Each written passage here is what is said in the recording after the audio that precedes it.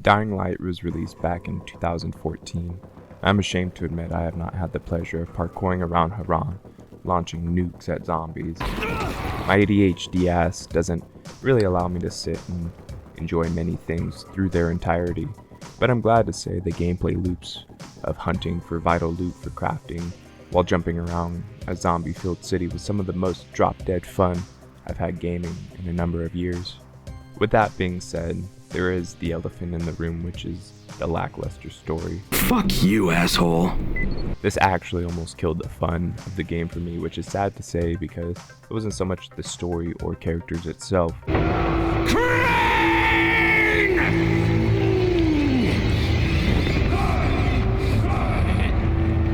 It was more so how gameplay was implemented in its design, but we'll discuss that more later.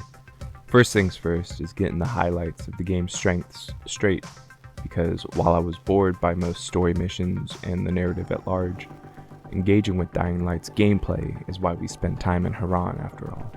Me personally, I wouldn't take this level of disrespect. I would also like to quickly apologize for the slight stutter with some of the footage you may see. It was an issue revolving around my controller and how Steam and DS4 were identifying it, but it was resolved. But with that, let's get the video started off. When it comes to building a compelling gameplay loop, we see game design evolve into many different iterations of itself. Rockstar with their expansive open worlds and gripping narratives, Bethesda with their world building and focus towards exploration and looting. Techland was able to make something unique and stand out amongst a crowd of oversaturated undead blandness, with mixing the elements of both survival genre trope mechanics and light RPG character progression in an open world action game. Survival tropes like being forced to go hunt for supplies just for basic items like medkits or parts to repair, upgrade your weapons, went a long way to make me feel like I was struggling right alongside Crane and the rest of Haran's survivors. Look at them eating that garbage. It's disgusting. With the addition of RPG progression, not too dissimilar to one seen like in Skyrim, added to the sense of Crane having a natural progression of power as we become more adept at surviving in the city. What is he doing? He's beginning to believe. Being steeped in both survival and RPG mechanics, I'll briefly go over them quickly. The crafting was implemented in a way that was both a necessity and hindrance at times. The necessity being rather obvious and being already mostly explained, it forces us players to go explore the city of Haran, gather components for both healing and offensive items, in order to further prepare yourself to face the hordes of undead. There are more specialty items you have to gather in order to craft more nuanced boosts or grenades, for example. But thankfully, the spawn areas are English, motherfucker! Do you speak it? Dotted on your map, and you can find them easily with Crane's Survivor Sense. How it was a hindrance was not in a negative fashion in the least. Moreover, I felt it a welcome worry I always had to keep in the back of my head. Do I have enough medkits for this next mission? I need to find more metal parts to repair my weapons. The variety of tools at Crane's disposal is varied and all serve a unique purpose. Ranged items are good for dealing with those spitting assholes and the boom boom guys too. But there are options for defense, such as a shield and of course, the UV flashlight for those ever intense night runs. Why are you running? Doing activities during the night isn't just for butt-clenching chases either. It acts as a way to double the XP you normally get during the day. Death, both in the day and night, function the same in the sense Crane loses survivor points if you fail to make it through the night safely. I'm not one to judge a game's difficulty based on how it treats player death, but losing airdrops or a load of points after an intense supply or XP run through the night, it did make me want to engage with the environment and the enemies more cautiously. With that being said, dying and just being forced to respawn and becoming a time sink being the sole reason to avoid death isn't enough in an action game like Dying Light. And thankfully, Techland treated death as an inconvenience relative to how much we're exploring and gathering. Speaking of the experience points we gather in the game, there are 3 major categories. You have the survival, agility, and power trees to work through as the game progresses. The survival is the one which is probably the most important, though all the skill trees present valid and useful upgrades. But survival XP is what is lost on death and presents game-changing upgrades, like the grappling hook. Yes, a game from 2014 with the grappling hook, how original, I know. But it isn't a necessity to have one, thankfully. Crane can climb most objects with a ledge, and he is a nimble little monkey, but it makes traversing the second area of Old Town significantly easier with the area's vast difference in elevation compared to the slums. But aside from a more quality of life / just a generally cool thing to have in a game back in 2014, the survival tree also allows you to upgrade your carrying capacity and have access to status throwables. Freezing, pyro, or toxic grenades, and throwing knives, shuriken, add to an already fairly deep status system. The other trees are self-explanatory for the most part, so I'll rifle through them here quickly. The more acrobatic we are, moving about Haran adds to Crane's agility tree. Here we can gain access to upgrades such as a volt, we can use to push out zombies for a good boost right off the ground, and of course, the beloved dropkick. You serious? The higher your rank is, the more fluid and agile Crane becomes, can have access to those upgrades. Same boat for the power tree, it's a reflection on how much we go around fucking up the zombies. Aside from weapon durability and certain buffs to Crane's health, the tree suits the purpose it was made for. That made for a rather lackluster, gross overview and simplification of the skill trees, but it's because the skills earned never felt like it mattered to a certain style of play. Fuck you, asshole. Eventually, right, you'll unlock them all and get into legendary skills, which act as a good end game goal to give high level players something to work towards. Moving past the boring shit, let's get into the meat and potatoes of Dying Light's biggest strength, its gameplay.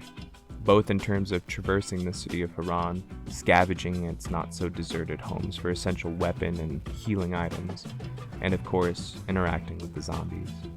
By interact, I mean dropkick. But yes, the zombies and how we interact with them from a gameplay perspective is near flawless. The combat is weighty and slow, but is rewarding with its impactful smacks and slashes, which tears flesh away from the undead hordes. Crane is forced to manage his stamina while in fights, which adds for a nice change of tactics when the faster virals, or when a number of zombies swarm your location, forcing a temporary retreat.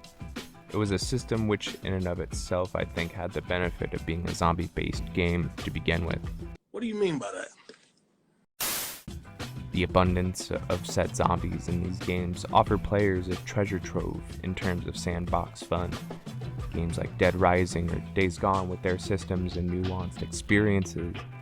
But most of the fans of Techland, as we already know, they were responsible for Dead Island, and it goes without saying that the gnawed bones of its carcass definitely fueled the teams for Dying Light. But the reason why I say it has the benefit of being a zombie game first before anything else is because combat wouldn't be interesting in the least otherwise. With human enemies sprinkled throughout Haran, Crane has got to stomp some ass sometimes to get airdrops or for story missions. But this is where the simplicity of the combat stands out in the worst ways.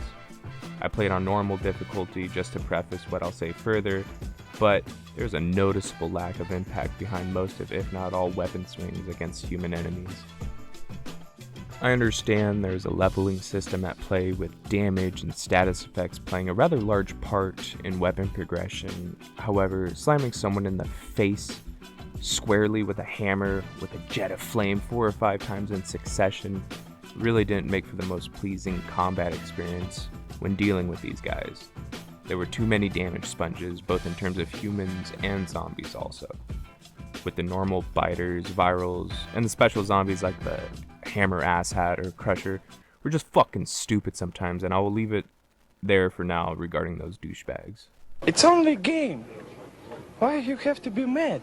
To put it simply, there wasn't any feedback to the combat in terms of if I was going to smack a zombie a couple times or a couple dozen times. It's all fine and dandy to want to have tougher enemies which force players to upgrade their gear, but when I'm being surrounded by a group and need to clear a path, not knowing if I'm wasting an obsolete weapon's durability on a more chonky zombie boy is just stupid game design. Consistency when it comes to mass populations of enemies, something like Dead Rising, where you know how many swings it'll take to kill most enemies, it's less valuable to the player's time if we are unaware of the strength of an enemy like Dying Light. Long story short, I really just wish they added a health bar. That honestly would have solved most of the gripes I have surrounding the combat, because for what it does very well to a satisfying degree, until it becomes an unknown war of attrition. But that's okay, because you can still do this. I'm going to talk about the parkour and world design of Haran in tandem because it makes sense, seeing as our means of traversal ties heavily into our experience with the city.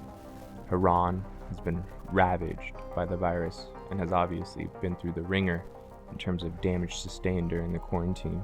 The slums feel like slums. Shanty towns litter the area, and traversing the shorter buildings made for less stressful runs between missions. Compare that to Old Town, on the other hand, which offered verticality, risk, and most importantly, a much needed change of scenery. The depression in the slums doesn't get much better heading into Sector 0, but the beauty of the city is on full display here. The obvious disparity in wealth is apparent in the basic city planning, but that wealth and quality gave no respite when the virus attacked. Running through Haran's many homes and shops told stories of the residents. It wasn't too noticeable, and maybe at times I was just storytelling too much in my own head, but running into a house filled with zombies can't help but make me wonder whether or not these infected were once the people living here. Seeing belongings, family portraits, or basic supplies littered about homes can't help but, for a moment, put me in the shoes of the people who lived here, raised families here, and the terror they must have experienced before being ripped to shreds by loved ones. One can really feel the struggles financially the people of Haran were experiencing, but aside from the broken down homes, some survivors are still left. I didn't have the pleasure of capturing much footage for the side quests or DLC. You serious? But where I did get to experience the wacky world of Haran hidden behind a melodramatic story was what made me want to continue playing the game past completing said story. Some give insight on how things transpired throughout the stages of the quarantine, or more oftentimes than not, we see people who have been afflicted by a disease which has given so much grief and hardship, while some are led to insanity. Regardless of which quests you take on, traversing the city of Haran via the rooftops is eye candy to the beholder. And traversal in a video game has never felt more gratifying or rewarding. As mentioned, Crane gets better as things progress, and the player can feel that the most here with the movement. We start the game off being a bit out of shape, but I know I couldn't do half the shit Crane was doing for a third of the distance, but regardless, Techland did an amazing job at implementing an engaging and entertaining movement system in a world designed almost perfectly for it. Engaging with the city of Haran, as stated, is a means of having the player interact with the mechanics of the game. Intuitive game design follows a simple principle in my mind. It builds off itself, and Dying Light almost masters this. Nice. Having XP tied to most actions in the game is a passive incentive to players to experiment with all the game's systems in order to engage that player buff. Bro, what are you talking about, man? The game designs its power progression as a simple means of exploring the mechanics on offer, and none is more prevalent or well executed than the parkour. Having upgrades to the backpack, damage reduction and increases are fine, but aside from the obvious quality of life upgrades, if one doesn't engage in too much combat or side content, parkour is really the only tried and true means of gameplay which players will undoubtedly become the most comfortable with. Ultimately, it becomes the truest means of player expression. I know I was a bit critical of the combat earlier with regards to unknowingly beating a damaged sponge to death. Spiders! Get off me! Get off me! But it's a theme prevalent in Dying Light that running away is always the best option. Yes, messing with the infected and causing them much pain is a great portion of fun to be had in Dying Light. However, where I complained about consistency with regards to combat, parkour manages to be the only system which stays consistent relative to Crane's abilities. Long story short, while I have damage upgrades for combat, I didn't really feel the difference at times regardless of my personal skill growing. Compare that to the parkour, which never felt like I was hindered by preventative game design. Take that with a grain of salt because it isn't a knock on the gameplay, it's more directed toward mission design, but I digress. Parkour managed to give players the cherry to put on top of Haran's tallest points, and all the while presenting us with some of the most gorgeous views in gaming. I mean, it's alright, like... The story, as I've alluded to, isn't really anything to write home about, and unfortunately I didn't realize that until I had sunk too many hours into the game before I realized the side quests is where enjoyment can be found within Dying Light's quest design. Disclaimer, also, some footage got lost and I didn't feel like replaying the story to get those cutscenes or missions, but yeah, not missing too much thankfully. But with that, Kyle Crane is tasked by the GRE, a militaristic corporation masked as a humanitarian outfit, to recover stolen files from Kadir Suleiman, aka Rice. Crane! Both Crane and the GRE are unaware of Rice's identity because after the death of his brother, it drove him kinda crazy, and he went hellfire. That's a clean burning hell, I tell you what! Long story short here is that Kadir was placed in charge of Haran by the GRE to look after Dr. Zir in Camden, but after the death of his brother, Rise went and stole crucial documents containing information that showed the GRE planned to weaponize the virus rather than work toward a cure, like Crane is led to believe. Upon landing, Crane is beaten and bitten, but is rescued by Jade and her partner Amir, who perishes trying to save Crane. Now somewhat indebted and needing to confirm whether or not he's now with Rise's people, which we can assume not because we're told he's the psycho leader out of the two factions and Haran, but whatever. Crane helps out around the tower under the supervision of Jade's little brother, Rahim. We learn about how to craft and survive out in Haran in some intuitive ways which I can commend, albeit a bit drawn out maybe through the first couple missions. I don't have time to deal with your bullshit. Crane is still infected and needs a shot of antizin, where after meeting the good Dr. Zir, we help Spike arm traps for Brecken's mission. Here's another instance where these opening missions, where another intuitive way that shows players how to interact with the game's mechanics come into play with clearing a safe house. Clever and props where it's due because they also introduce the bolter, which plays a pivotal part in the story soon. Brecken's mission fails and is badly injured. Crane is quick to offer to go in his stead. This was an intense and somewhat stressful mission. We know most airdrops Brecken's crew goes after happen to drop close to sunset. By now the game has established being caught out at night, ill-prepared is a surefire way to need a fresh change of undies. Regardless, Crane makes it to the drop containing Anazin, where he's told to burn it by the GRE in order to force a deal with Rise.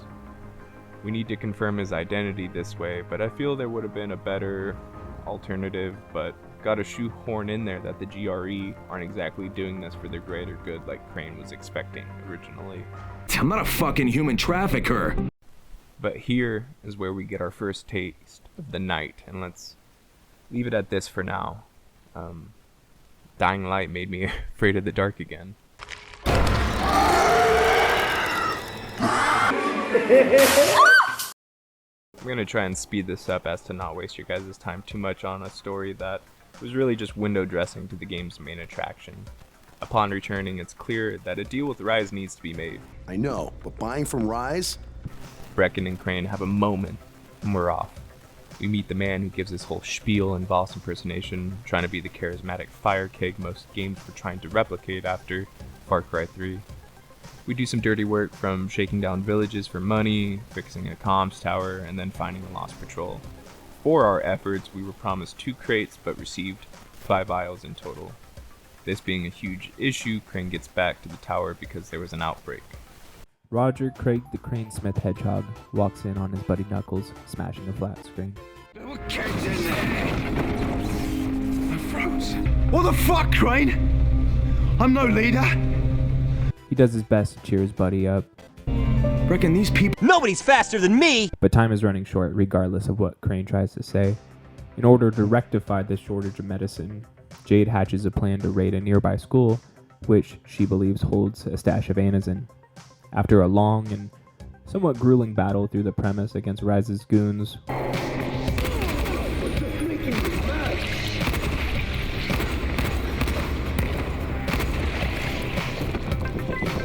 they find what was stashed there.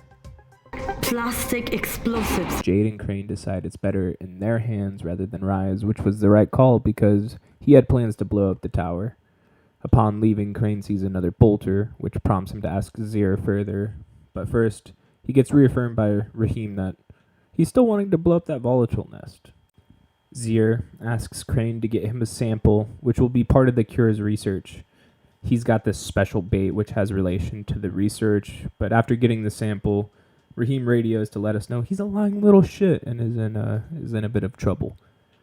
He went to blow up that nest and it went south. He got bit along the way. Now Crane has to finish the job. I lost the footage of running through and setting the bomb and Rahim's death, but yeah, we have to put Rahim to rest because he was a lying little shit until death. To be fair though, I respect his conviction to blow up that nest. His conviction is greater than most others' ambitions within Haran, so rip Rahim. I don't have time to deal with your bullshit. Brecken and Crane are overheard by Jade talking about Rahim's demise and she runs off. Rise then comes and kidnaps Zir, which leads Crane to the pit. This level was cool in concept, but the reliance on firearms was certainly not a highlight for me. After finding Zir, we're kidnapped to fight in the pit ourselves. After surviving the bull honky that was thrown at us, we cut off Rise's hand.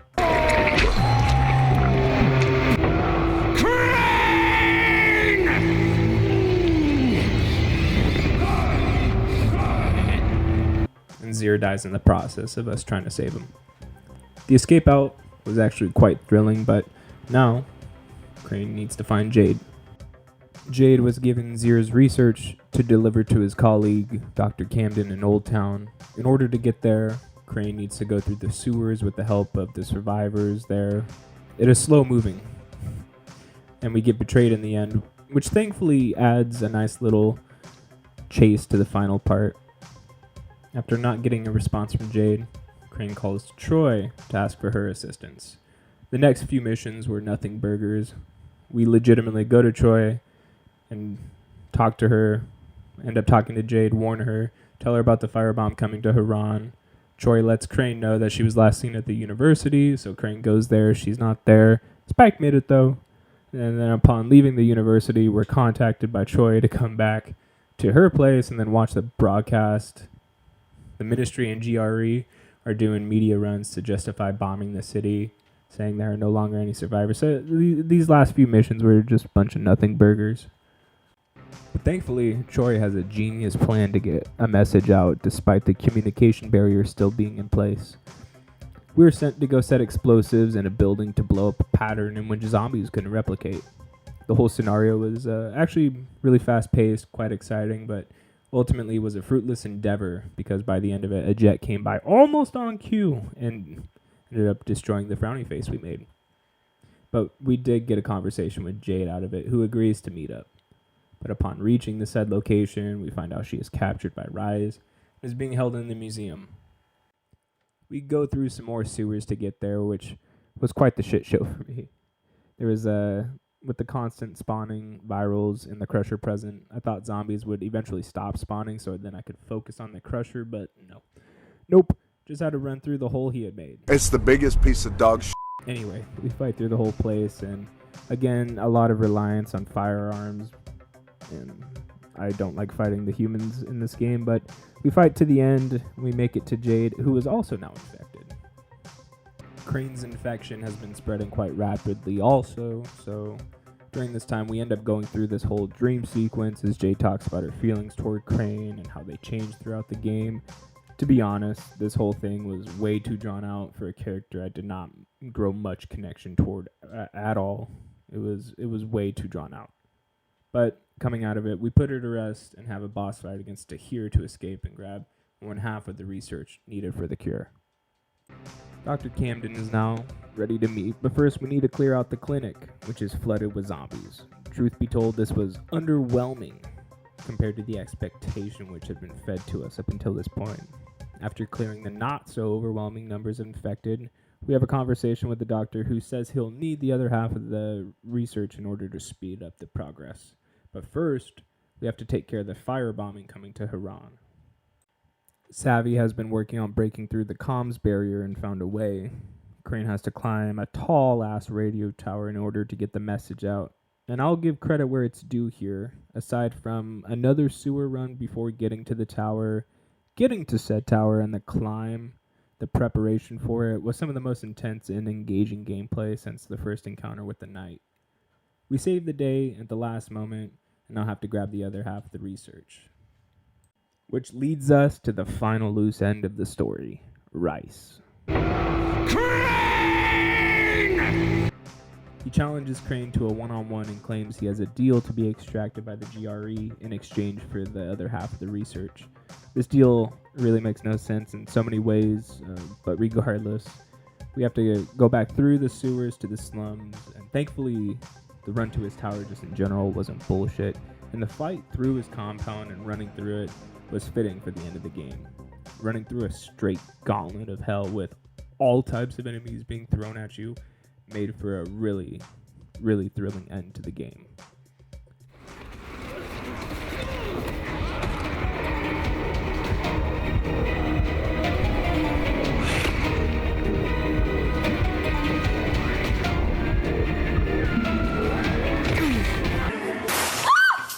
Climbing the tower was really becoming gratifying. All the arduous hours of horrible story were finally coming to an end. I don't have time to deal with your bullshit. In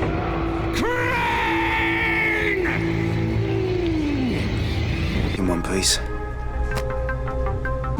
Fuck you, asshole. Finally, I would have one more damage cake of a boss to eat my way through and rise.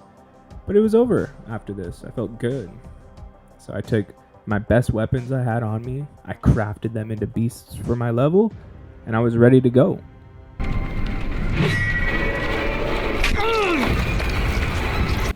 don't like where this is going. I was ready to go for a fucking QuickTime event. I mean, wow, I was expecting some bullshit, but not this level of chicanery. You think this is bad? This chicanery? I was whiplashed so hard by this whole encounter, I'm kind of pissed off. I died so many fucking times during this whole thing. Now, mind you, dying here results in the most underwhelming death screen ever for a QuickTime sequence, but holy shit. I felt the story was being rushed there for the last, 3.5, 4 hours maybe, but man, this was just egregious. Just shut the fuck up! But with that, comes the end of the game. Crane tells the GRE to eat a bag of dicks, and we have room for a sequel, or, as we know, DLC, which continues the story. I will address the obvious, right? I didn't cover much of the side content, which is something I came to find was the main attraction of fun when it came to the gameplay of Dying Light. It wasn't until I had done the side mission Health Potion right before starting the museum quest that I realized there was interesting, emotional, and well-acted quests to be had in Dying Light. I plan on doing a video going over the best side quests and the DLC the following to finish Kyle Crane's journey through the first game, but This script is already nearing the length where I'm considering turning it into like a full-blown analysis, but truth be told, I'd rather just finish the editing for this essay and then move on and finish the rest.